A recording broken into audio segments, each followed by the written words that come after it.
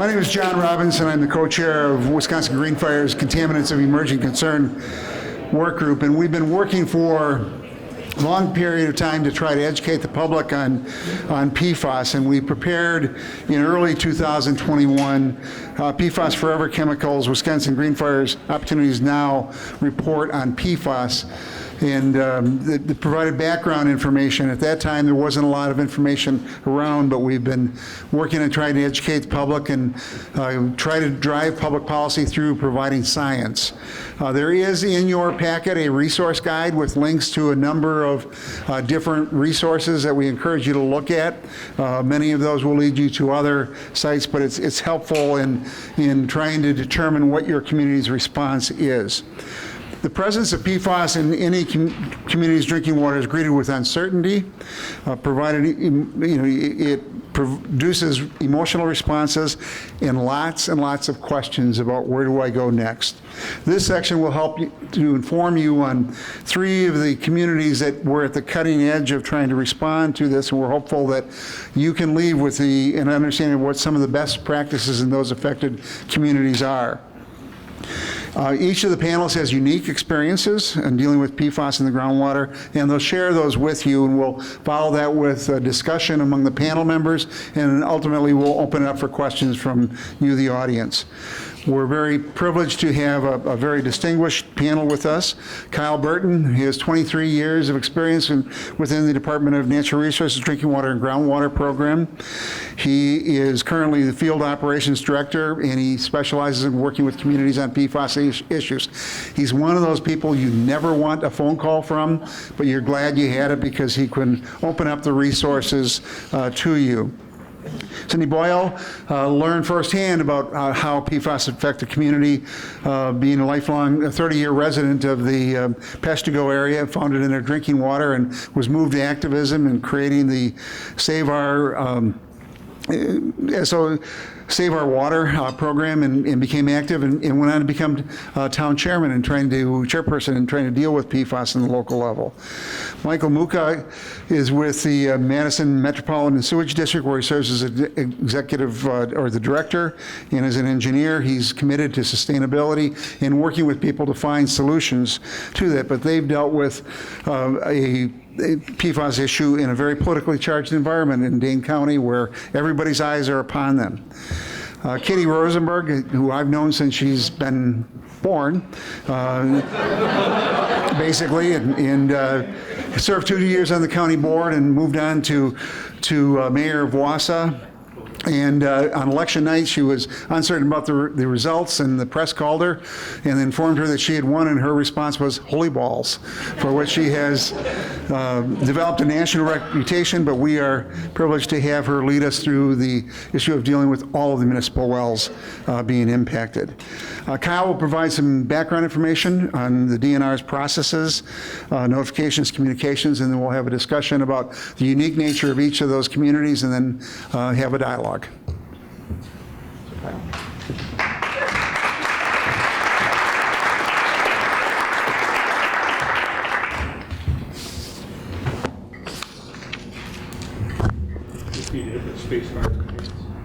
Excellent. Thank you. Thank you for having me, and thank you, John, for that introduction. I think John is still upset with me because I called him one time when he was in his canoe, and he almost dropped his phone in the lake. So I don't know that he'll ever get over that. So I was asked to, because of my unenviable position of making a lot of the calls to folks who find PFAS in their drinking water and talking through what the next steps might be, I was asked to kind of lay some background and really how that happens. And before I get into that, I want to just revisit a point that Secretary Payne talked about. Drinking water in Wisconsin comes to folks from a couple, really 2 main ways.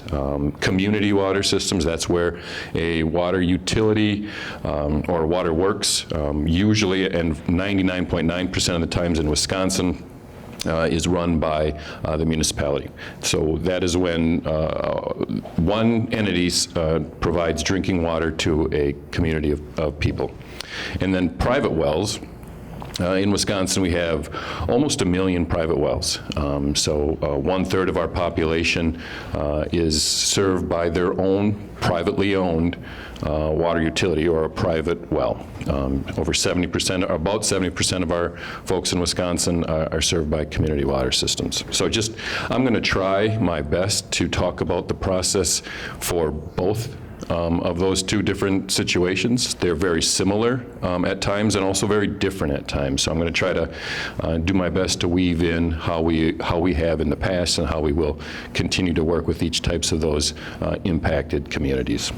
So I'm going to talk about assessing impacts. How do we know if we're impacted? I'm going to talk about the really important piece of communication. How do we communicate to our communities that we are impacted and what we are going to do next? I'm going to talk about the importance of partnering with your state and local governmental agencies, how important that can be, and then also building that trust and partnership with your community and how we have worked to do that and how we'll continue to work to do that.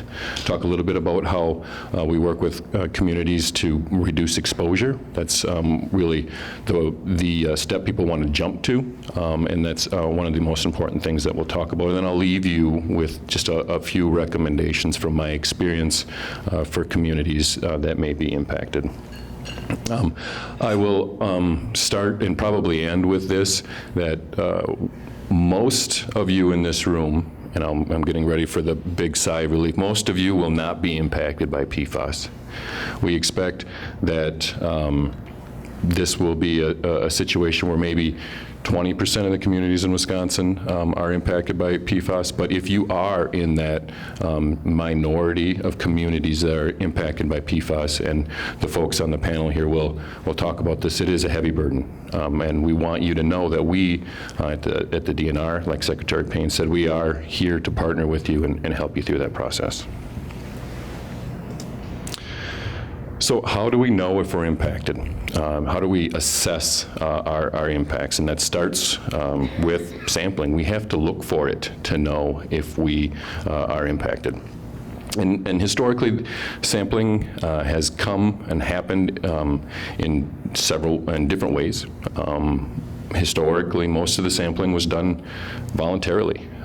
Community water systems, out of abundance of caution or for planning for future growth, had sampled for PFAS. The DNR itself actually put on a voluntary sampling project for municipalities around the state where we provided cost-free sampling and support for communities that wanted to do PFAS sampling, and over 25% of the communities in Wisconsin participated in that project. And when it comes to private wells, much of the information we get on individual private wells is by voluntary sampling. Folks hear about PFAS, they're concerned about PFAS, they take PFAS samples in their own well, they share that information with us, and we help them move forward. There's also compliance sampling, and up until August of 2022, DNR did not have any required sampling for PFAS in the state of Wisconsin. In August of 2022, our PFAS monitoring and maximum compliance level rule went into effect. And what that does for us is it helps us, all community water systems will be sampling, will be assessing their communities for impacts to PFAS in this next year. And sampling can come from through investigations where we have a known release of PFAS, where there's a responsible party, sometimes a known releaser of PFAS in an area, and private wells are then usually sampled by that responsible party, so through that investigation. One other interesting point I thought I'd bring up about investigations. I've been contacted recently from some counties around the state who are looking at putting together their own private well sampling plan for PFAS.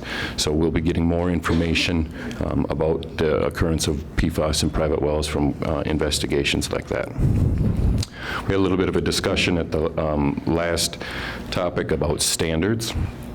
And for us, The Wisconsin DHS recommended groundwater standards that we have out there, those are our first trigger point. That's what we compare results to when we talk about actions. When we see levels of PFAS in community water systems that exceed those recommendations, we ask them to quicken up the procedure for informing customers. We believe that that is a level of PFAS where consumers of the water need to be notified at a more quick pace. So we work with those communities, we have worked with those community water systems to inform their customers. When it comes to private well owners, when wells exceed DHS recommended standards, those folks are also notified many times by a letter or a community meeting, but that DHS recommended groundwater standard is our first trigger point. We also, as we talked about last time, have a Wisconsin DNR maximum contaminant level. That also requires, on our part, notification of customers, working with systems to notify customers, and then at that point we would work with communities to require corrective actions. So assessing contaminations, finding out if we have PFAS in our communities, and then comparing those results to our standards is the first step.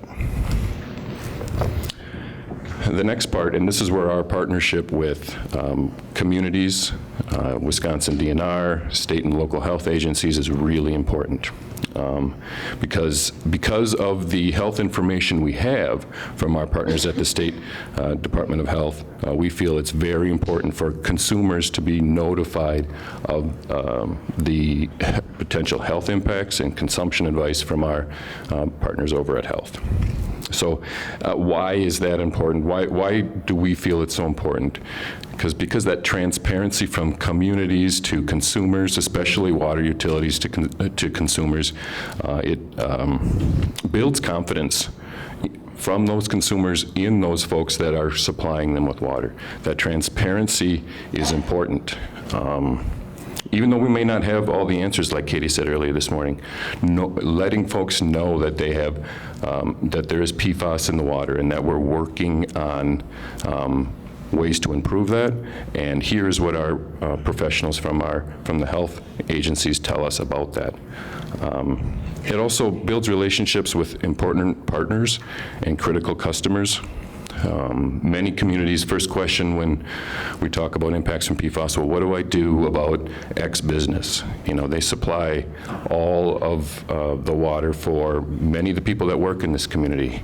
Do we need to reach out to contact them? What about the schools? These types of critical customers really need, in our opinion,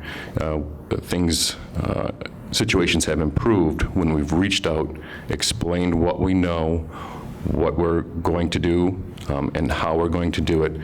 Reaching out and communicating with those critical customers is really, really important. And the methods really vary. I mean, we at the DNR use our authority to require a public notice in community systems. And that generally, very generally, can be a letter included in a bill saying that this is what PFAS is, this is the levels we have, this is what DHS tells us about it, and this is what we're going to do about it. Now, that's the bare minimum. Many communities want to do more, and we partner with communities to do that. We've been parts of media availability sessions where we, DNR, DHS, partnered with communities, local health agencies to talk about what is happening, what we can do, what we will do. Really try to get that information out as a shared front. We all have the same goal of giving people information they need and the confidence that we're working together on moving forward. And in communities where private wells are impacted, we have been with those communities on several occasions, having town hall meetings, trying to get information out via letter, through town board meetings, really trying to get the word out the best we can.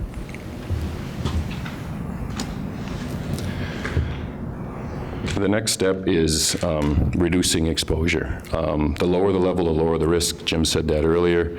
So how can we, are there ways community water systems can make immediate operational changes to lower the levels of PFAS? In Wausau's case, that wasn't quite possible. In Madison's case, where there was a drinking water well impacted, that was possible. Can we shut that well off? Can we eliminate that source of drinking water for the time being that has PFAS in? So we work with communities, our engineers, our engineering staff work together with them to determine, is it feasible to immediately reduce that risk as much as we can? That's immediate changes that can be made. When it comes to private wells, many times where we have a designated responsible party, we ask them to immediately step in and reduce that exposure for impacted individuals. And that could be supplying an alternative source of water, that could be installing or providing some type of in-home treatment. And when there's not for private well owners, when there's not a responsible party that we're working with, private well owners can be eligible for assistance from us through programs that can provide alternative water for a period of time, as well as compensation through our well grant program. Interim treatment systems for community water systems. Rib Mountain, a gentleman from Rib Mountain came up before. They have brought in a emergency treatment, an interim action, a treatment system that is temporary while they work on their long-term goal.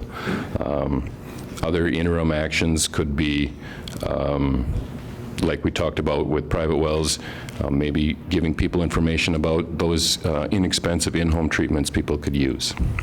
And long-term, we spend a lot of time with communities talking about long-term potable water solutions. First thing we always talk about is continuing to monitor. Is this a situation that's going to continue? For most PFAS contamination situations, it is going to continue, right? They just they don't break down. They're forever chemicals. They don't flush out of the system very easily. So this is a long-term issue we're going to deal with. So how do we do that? In communities, with community water systems, we try to connect them with our engineering staff. We talk with them about bringing on technical assistance and outside consulting engineering firms, talk about treatment technologies, talk about creating new sources, talk about, are there neighboring communities? Can we consolidate here? Can we get help from our neighbors? Can we put a plan together with our neighbors that will help us serve a drinking water source that's lower in PFAS? And for situations where private wells are impacted, it can be more complicated, right? New private wells can be, in some cases, be drilled where folks can get PFAS or wells or drinking water from their wells that are lower in PFAS. Sometimes that depends on local geology and other problems occur. We often talk about, for widespread contamination sources, the possibility of the creation of a public water system. Public water systems in Wisconsin and around the state, they're regulated by the state of Wisconsin. They're regulated by the EPA. They provide the safest and most reliable source of drinking water because we have trained people operating those, and those systems are required to follow the regulations. So we talk a lot about that in cases where there are widespread contamination. And then it was touched on earlier, and it'll be touched on later, but that bipartisan infrastructure law funding is really a windfall for all folks that are contaminated or impacted by PFAS, because we have some starter dough. Make no mistake, I don't think that communities will get all the money they need to create a new public water system, or maybe put on a treatment system for the entire state. But there is money available to offset those costs. And the last couple of things I'll talk about is maybe some recommendations, similar to what Jim was talking about. So I'll copy a lot of the things that he said because he's my boss's boss's boss. But folks, for you all here, and for the people that you talk to that are in similar positions in other communities, become knowledgeable about PFAS. Know the basics. Learn about the potential sources that may be in your area. Learn about what the impacts could be and what the solutions might be. If you're from a community with a water utility, coordinate with them. If you're a community leader, ask them what they may be, what their plan is. When are they sampling? What do they think they're going to see? What might be their plan if we are impacted? What is our capability of taking immediate and interim actions? And then build that relationship with your local health officials, your emergency management program within your county. Build those relationships ahead of time. So it's easier to foster that relationship when you're not working in an emergency. Really build, learn, know who to contact if we run into this situation. And work with those folks to develop a communication and response plan for any emergency, PFAS included. Those communication and response plans are really, really important. Oop. Missed it, my favorite slide. There it is.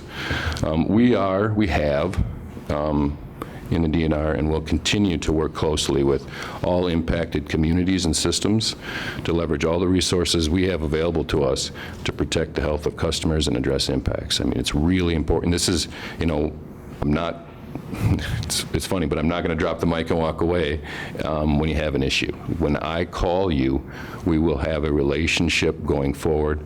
We will answer all of your questions. We will make sure you have all the resources available to us to address your impacts, and we'll do the same for your community members. If they want to call and talk to us, we'll have those conversations. It's really important because this is our jobs. Everybody's job in here is hard, and these types of things, impacts by PFAS, only makes it harder. And we need to support each other. I realize this. Our program, our agency realizes this. We need to support each other through these times because we all have the same goal, and that's providing safe and reliable drinking water to the people in the communities of Wisconsin. And that's it for me.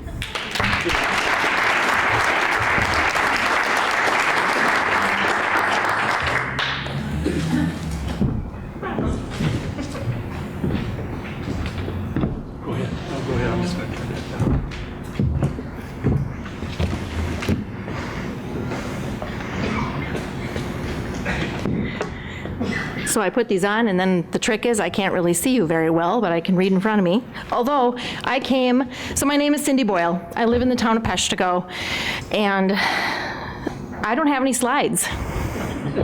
And that's on purpose, because I can talk about this all day, every day, because I live it.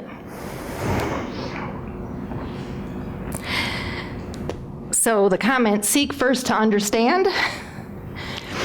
I'm going on 6 years, and I understand this issue, and I'm very well educated, very well informed. I want you to leave with one honest piece of information. The safe amount of PFAS is 0. And everybody in this room deserves a great big round of applause, because it's only been in the last couple of years that people have been paying attention. Thank you, Secretary. You're paying attention, and it's immensely appreciated. So let's get engaged. By a show of hands, you can hear I'm nervous. By a show of hands, let's just get rid of that. Okay. How many people in this room are currently drinking groundwater from their private drinking well?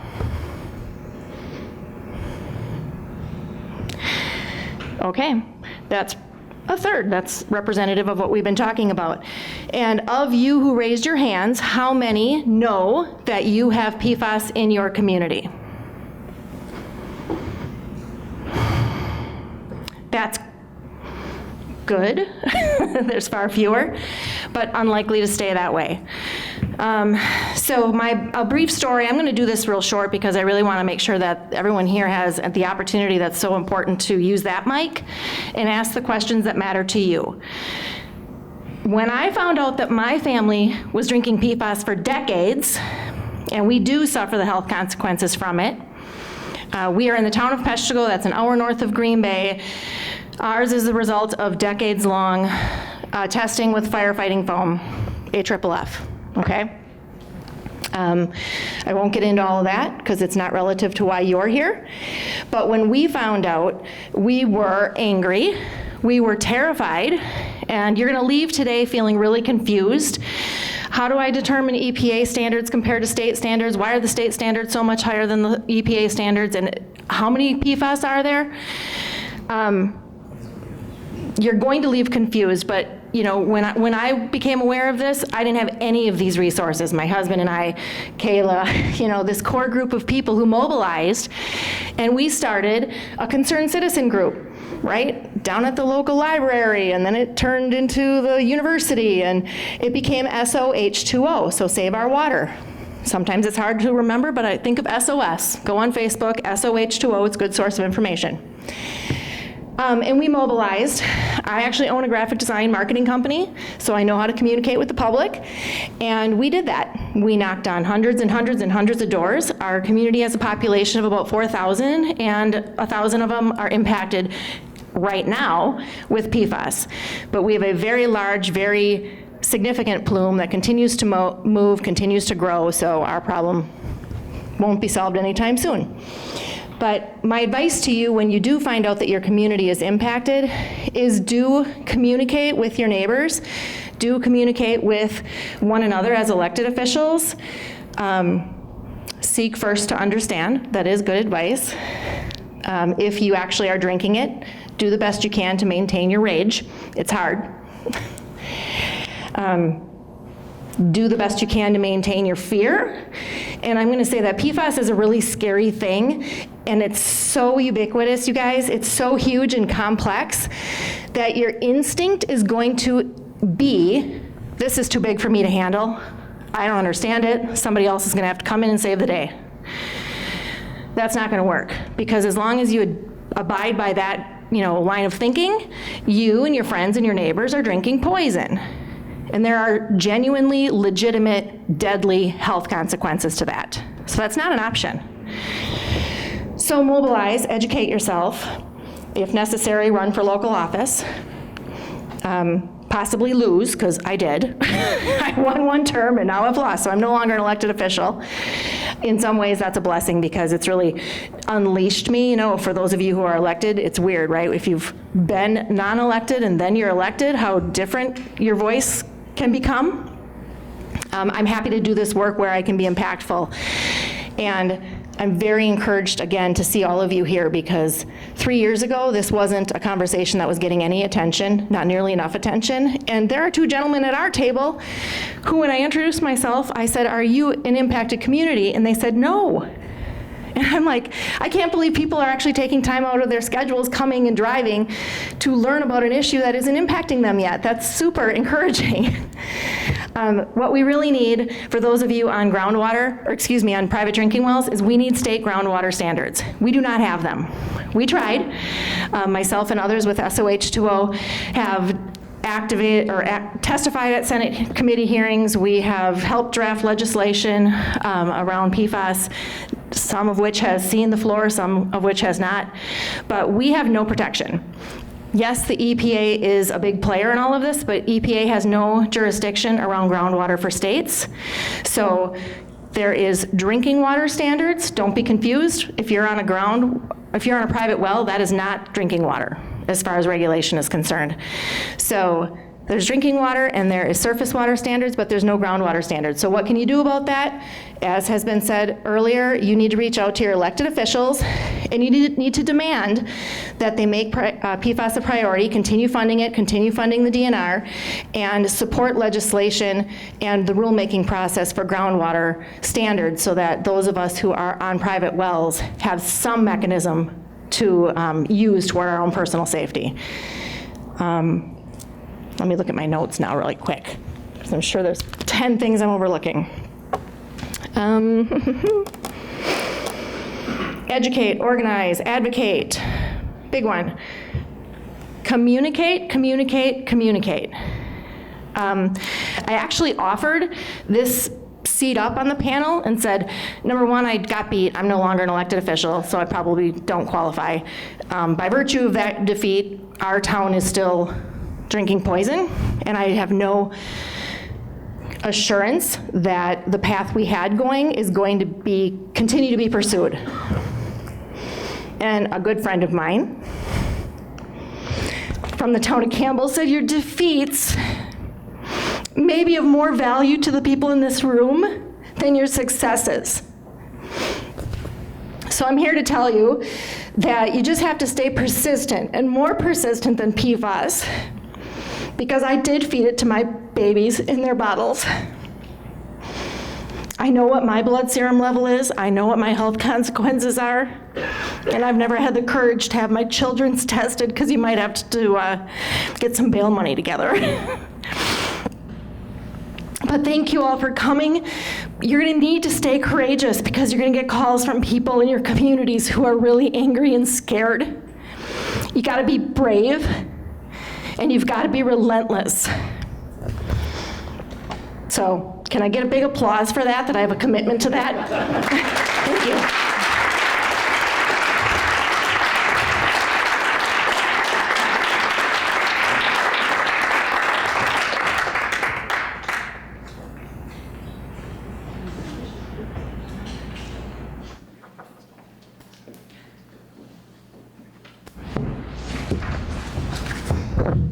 Hi everyone, I'm Michael Mucha. I'm the Chief Engineer for the Madison Metropolitan Sewage District. It's a hard act to follow, and being courageous and relentless, that's key. Hearing Secretary Payne talk about relationships and trust, and then Tim Coles talking about understanding before policy. That's my whole speech, I'm done. So. I think that's the key. It's the soft issues. At the Sewage District, we represent 27 owner communities in the Dane County area, and we discharge 40 million gallons a day of wastewater, and we turn it into clean water. That's the equivalent of filling Camp Randall Stadium halfway every day as a natural resource. And then as we flush our toilets, it makes its way to the Mississippi River and then down to the Gulf of Mexico in 40 days. So in a way, we're exporting our natural resource of clean drinking water, or of clean water and wastewater. We also produce biosolids that are used by the agricultural community for cheap fertilizer to grow our crops and grow our food. And that allows us to not have to incinerate or landfill our biosolids. So you can imagine when the topic of PFAS comes up, we're very concerned. The public, I've never seen so much fear before in my career, starting as a city engineer in the city of Mequon in the late 80s, seeing so much fear around this topic. But what I learned when I started this was it came through as anger. And what you were experiencing were people were angry. And how do we deal with anger? When someone comes at us with anger, what do? We come back with force. But when you're dealing with fear and you understand what you're feeling is anger, but what you're really, what there is inside is fear, you come at it with compassion. And that's the approach we tried to take at the Sewerage District, is recognizing we were getting a lot of fear from the media about what are we doing? And we didn't have answers. Mayor Katie, thank you for bringing that up in your opening remarks. Saying that out loud is one of the hardest things to do. Being in government, and I was part of this, is do we release information where we don't have answers? I've never done that before. I've never done that before. Releasing data about what's in our effluent and what is in our PFAS. So it was a huge leap of faith to release data first. And then when you get questions about what is going on, you say, we don't know yet. And that is really what makes this so different than most challenges we experience in any type of policy making or helping the public. There are two types of problems in the world. And you want to guess what two types of problems there are? I hear people mumbling. I'll just give you the answer. There are technical problems and there are adaptive challenges.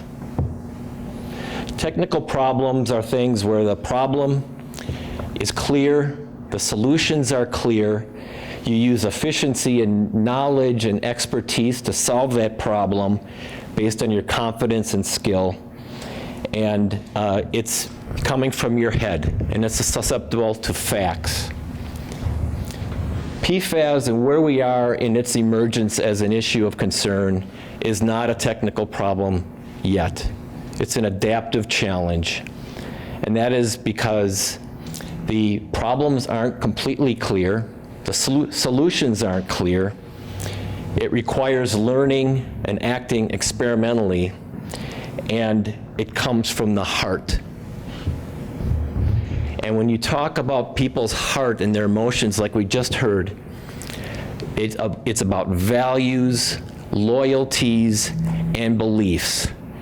And as government, how are we equipped to deal with the heart instead of the head? It's a real different strategy for dealing with a problem and fears that we experienced with PFAS. Because there's first a question of risk. Where is the risk versus presence? Table salt that we use every night doesn't have a risk, but if you have too much of it, it'll kill you. The concentration matters, and with PFAS, it matters in terms of where is the public risk. And then, of course, there is the confusion over the terminology. Parts per trillion. This opened up a real discussion in the water community. What? There's stuff in my water? If you work in the water industry, you know you get bottled water, there's probably 2,000 chemicals in that water that are at trace levels that you don't even realize. And so when PFAS emerged and you started talking about parts per trillion, people said, what, there's stuff in my water? It began to bring all new awareness to the idea and public concern around water and cleanliness, which I think has been a very positive thing. 1 part per trillion is, 1 drop of impurity in 121 million gallons of water. That's 1 part per trillion. 1 part per billion is 1 drop of impurity in 21,000 gallons. So just the difference between a billion and a trillion. And how do you discuss that with the public? So that is what we confronted in terms of our challenges. And so the key for us was putting together a multidisciplinary team in 2019 to develop one of the first PFAS action plans in the state, and we didn't have to do it. We didn't have a clear and present danger, but we had a lot of public concerns. And that multidisciplinary team needs to, of course, include your scientists. It needs to include your lab, your legal, regulatory, lobbying, communication, engineers. It needs to be a full group of people that can look at a problem such as PFAS from multiple different angles. And then you have to start diagnosing the situation you have. And diagnosing is about observing and learning and being curious. And then interpreting that information, and then test multiple interpretations, and then intervene skillfully with things that you can do, you can get done, and you can promise to the public that you will get done. For us, we started with baseline testing. And we started testing what was coming into the treatment plant, our influent. We tested what was going out of the treatment plant in terms of our effluent, and we tested our biosolids to give us a baseline of what was happening. And that was really important for us. And we learned that what was coming in was a reflection of society. They were base environmental levels of PFAS were indeed coming to us at the 5 parts per trillion area, and the same with our biosolids. You know, one thing about a treatment plant is it is a reflection of what's happening in society. You want to know what's happening in your community? Test your wastewater. During COVID, we were testing every day. We still are. We know what was happening with COVID and what was happening in the community. Pharmaceuticals, we've been testing for pharmaceuticals.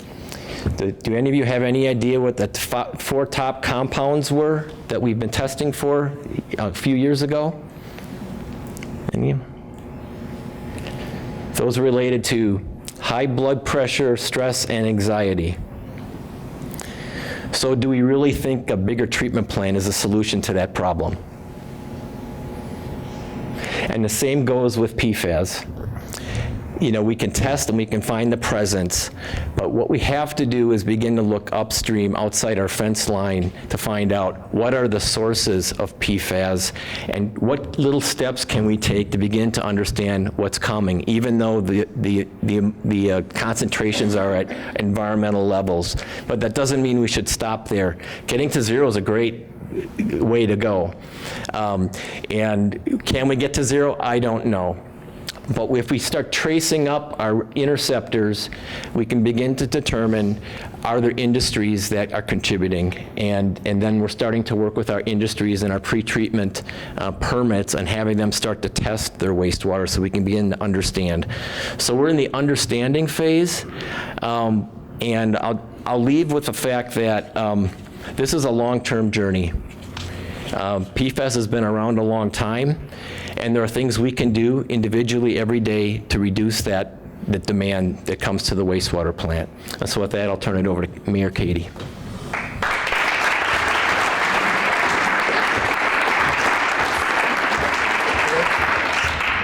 It's kind of a tight setup here.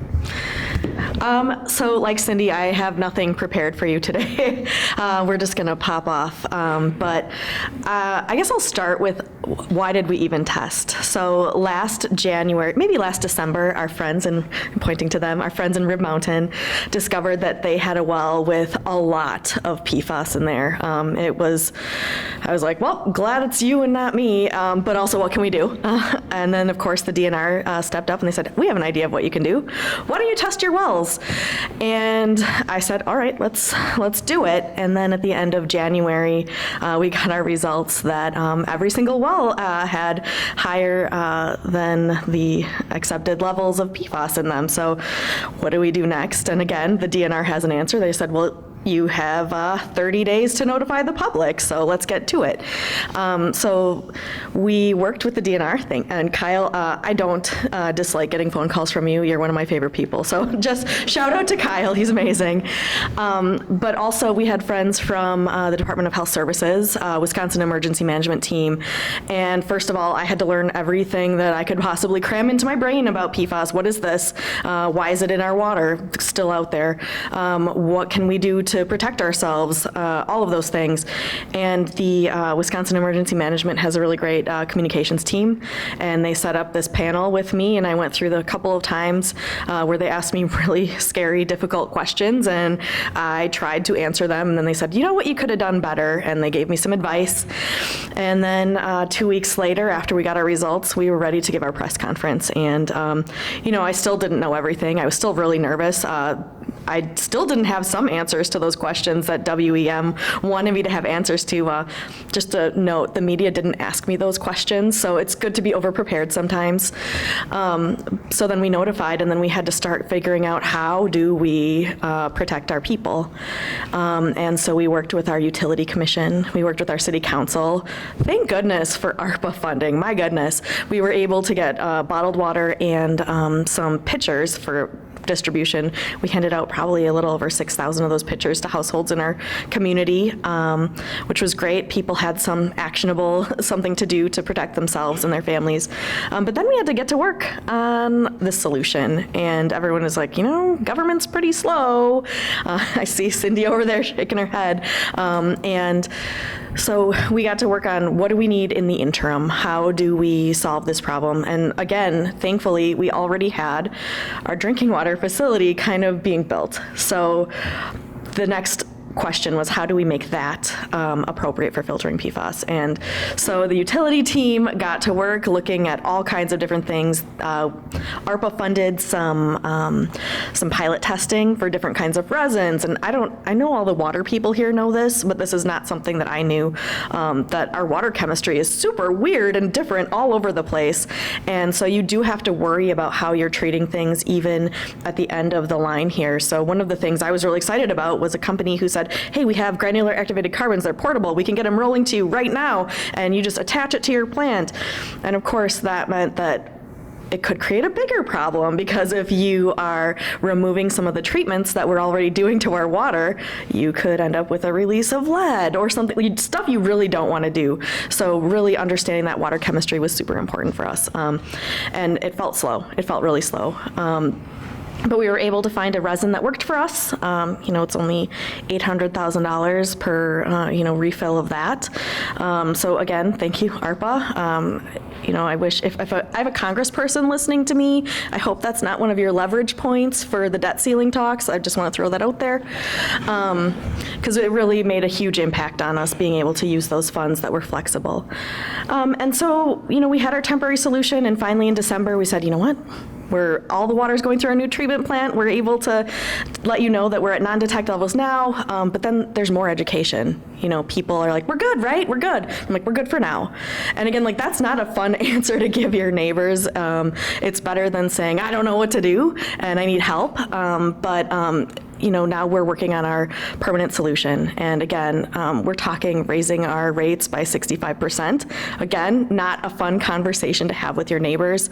And even when you say, well, it's about $18 a month for your average family, it's still, we've been in, the last 3 years have been crushing. So asking people to do that is tough, but we know it's the right decision for the future.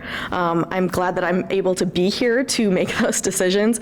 I'm looking at you, Cindy, and if I end up on your side of the table next year, I'm fine with that too, because I know that I'll be able to live with myself and the decisions that we've made. But I guess I'm mostly interested in what kind of questions people have, because that's what I had. I wish I had this last year at this time. So thank you all for attending, and I'm really excited to answer your questions.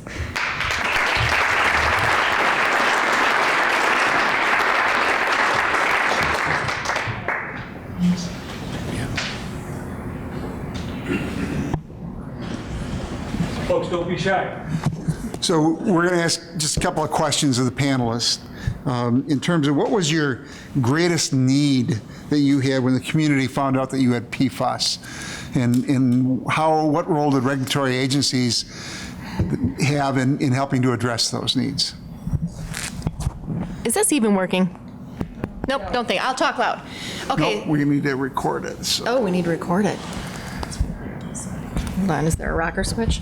Yeah. There we are. Okay, so from a small town, our greatest need, well, let's group them together: manpower, money, and working knowledge. And all of you have the benefit of a lot of working knowledge now. We didn't have that, but the DNR was invaluable. The DNR has been an absolute lifeline. They've been great for the town to work with, great for those of us impacted to work with. Don't underestimate the benefit and the education that you can get from them and how you get more money. We, like you as a town, we have an earmark of $1.67 million as well. And there's just not enough, you all know, there's not enough to meet your regular budgetary needs, let alone an issue like this. So you've got to get really creative and not be afraid to beg, borrow, don't steal, but beg and borrow for money. Not be on stealing. Not be on stealing. I'll continue with the theme that the DNR is your friend. And I think for us, limits. We really need something to shoot for, particularly with biosolids, and because The public is asking us about what's safe and what's not safe, and we are just not qualified to have that answer. But the DNR is, the EPA is, and if we can have a standard and a limit, then that's something for us to shoot for and work from. You're welcome to. What do you need? We all need money. But I think we're, Jim talked about earlier, Secretary Payne talked about earlier, we are working towards those limits, right? And federally now, we're getting some help from the EPA. When we have a centralized federal standard, that helps all of us, right? It helps demystify this. That will be a number like we have for the other 80-some contaminants that we monitor for in drinking water. We have a federal number. So, and in wastewater, I don't know how many they measure for, probably that many in wastewater, but when we have that federal number, that gives us consistency, it gives people peace of mind, solace that we're on the same, that we're going the same direction. My water is being compared to everybody else's water, and it takes the mystery out. So we're working towards that. Federal standards will help. We have state standards. We're working to continue those partnerships that we've had with the communities around the state. So I think that's where we are on it. Yeah, money, obviously, that is the theme. But also, I've been thinking a lot about what can we use, technical support, right? We want to know what are our options. We spent some time, I talked to some researchers about what are the kinds of things we could do to fix our problem. And really, the best way that you can remove the PFAS is through granular activated carbon. It's reliable, it's tested, all of that. And it's just nice to know that that's the right direction to go. So the technical kind of understanding is super important. I think also, shout out to the DNR for announcing the PFAS toolkit today. So that means that everyone has access to the same information, and hopefully you'll have a lot of fun parsing that before you need to.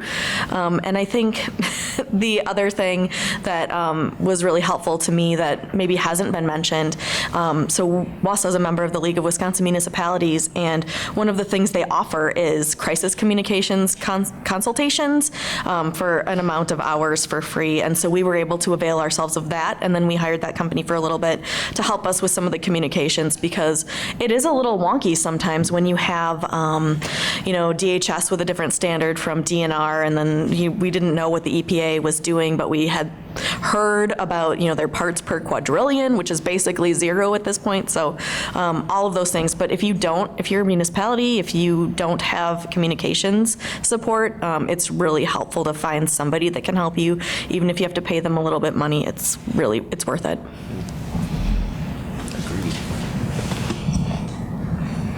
There we go, back to you. So we'll open it up for questions. If you would like to, go to the microphone.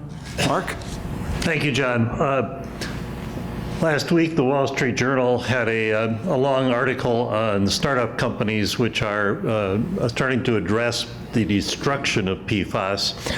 The question would be for local communities, do you see a value, or are you partnering with these kind of companies which are aimed at destroying PFAS as opposed to just collecting it and then having to dispose of it in some way?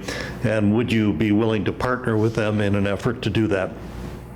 That's a great question, and I can say that in the last couple of years in particular, I'm encouraged because I've been reached out to personally and as an elected official when I was, by companies promoting their product. We didn't have a direct ask. A lot of times, even when it comes to epidemiological studies, our community doesn't have enough population to qualify for it. And the same might be said for these sorts of solutions. But I can't help but think to myself, we live in a country that is certainly driven by open markets. And I keep thinking, look, let's make it illegal to put these compounds into the environment. And when there's laws, there is nothing that's going to motivate innovation faster than when something's regulated, because now that it's regulated, you can monetize the solution.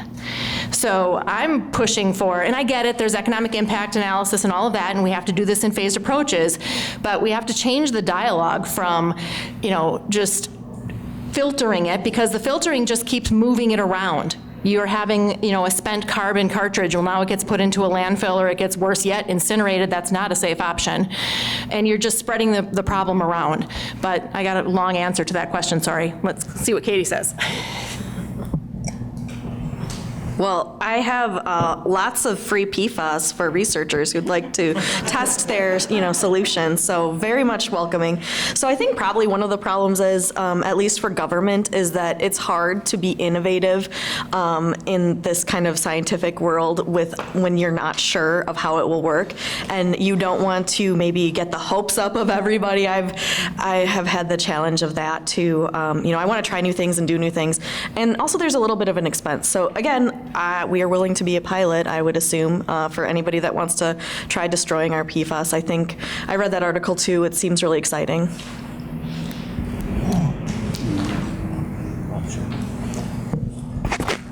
I had the chance to visit a treatment plant in Aarhus, Denmark last fall that is destroying PFAS through pyrolysis. It's experimental, it's expensive, but one thing Denmark is doing is they move first to try things before they know if they're going to work. They take risks and they invest money in it, and there's strong public support for it, and there's strong trust in government, which is an environment that we have to build here in the United States that allows them to experiment and fail. And pyrolysis is destroying PFAS and biosolids. It's over 1,000 degrees. And very energy intensive, and there's still some question what happens to the PFAS once it's destroyed. It has to go somewhere. If you do a mass balance, it's got to be somewhere, and that's still what they're trying to figure out. So I think there's hope, and there's experimentation going on probably more in other countries than here. I'd like to thank everybody for participating and the interest in it. Michael touched on my question a little bit, and Cindy just went there. I think in industry about how many times we hear the story about the town where everybody has a flat tire and they're all working on how to fix flat tires and what's the best, cheapest way to fix a flat tire, and somebody finally says, maybe we should find the roofer that's dropping all these roofing nails on the ground. And the way of the world in the United States is those that sell products can politic with government for their projects. So, even though lead has been a problem for as long as we've been around, and we know what it's doing to our kids, every community's still dealing with it, and this is just getting going. I'm sure there's going to be all kinds of contractors and developers that are going to come up with all kinds of products to sell to communities to reduce PFAS, but there's not the financial incentive.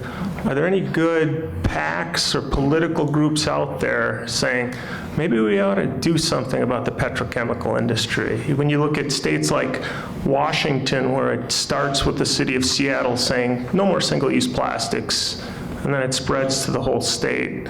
Wisconsin's not there yet. We still have all the plastic cups and plastic single-use bottles. Is anybody at the table aware of the right group that we need to get involved in to make sure that the Cindys and the Katies of the world can push the DNRs of the world to make it happen? Thanks. I don't know if I should start it, because I don't know, but let's do it.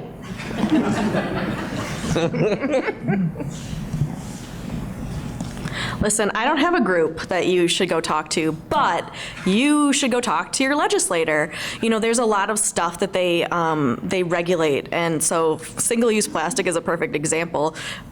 Municipalities aren't allowed to ban single-use plastics here in Wisconsin because the legislature says no. So, having this conversation with your legislature does matter. So, starting at that state level, I found a lot of listening ears there, even from folks that maybe don't come from my side of the aisle. We've had good conversations in some respects. So I think that's a really good place to start.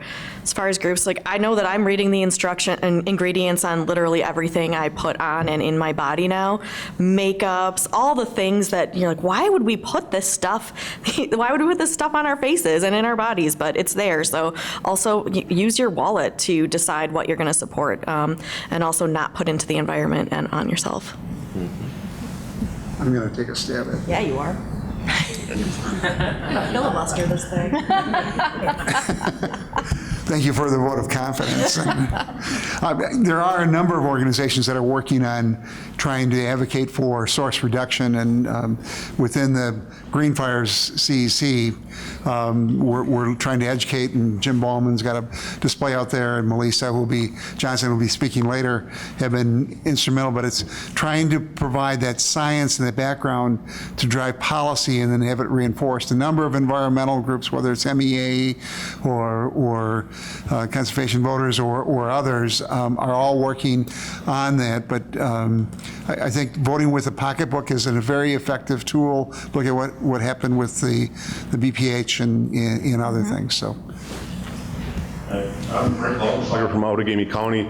I got a couple questions. Outagamie County is a lot of rural and farmland, so there's a lot of that where it's not industrial. And I do see the DNR actually has some test sites by the city, by Appleton and stuff. But is it cost effective to be testing like all around the county, or do you just test where you think there's going to be problems? Are the tests expensive? I guess I'm pointed towards the DNR on answering that. And should we be testing the whole county like every year, every 5 years? What's your opinions on that stuff? Hi, thanks for your question.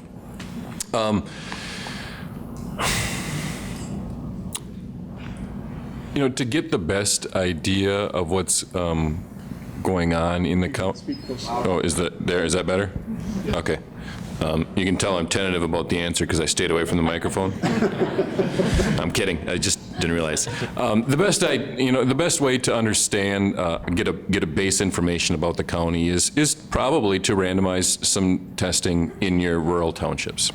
I would encourage you to talk with the Land and Conservation Department or talk with the Department of Natural Resources. Understand the geology in your county, because geology makes a big difference in the vulnerability of private wells for PFAS.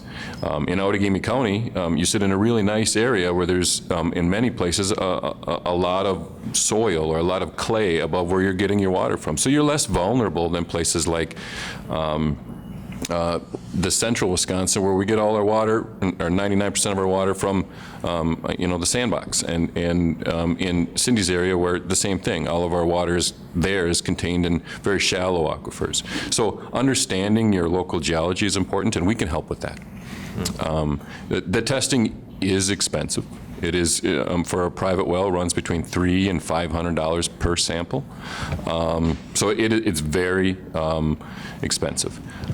And there are counties, and we can talk, I can give you some names of the counties around the state. Some of them are here, I think, today, that are looking at doing a private well sampling project.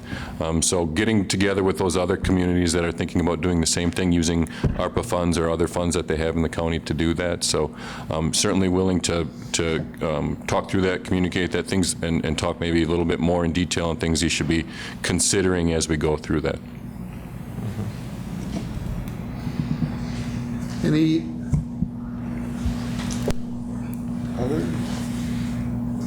other questions? Robinson's council. I think we just bought ourselves some more opportunities to network. So we will, lunches are over there, but we'll have a few minutes before you need to grab the lunches. There will be a working lunch. They'll start that program at 12:30. I want to thank the panel members for sharing their their feelings, emotions, and insight into an issue that, when it presents itself, calls upon all of those things. And I hopefully, as a result of their sharing that information, you've got a better approach, and you're not reinventing the wheel. But thank you to the panelists, and we'll take a break. Thanks, John.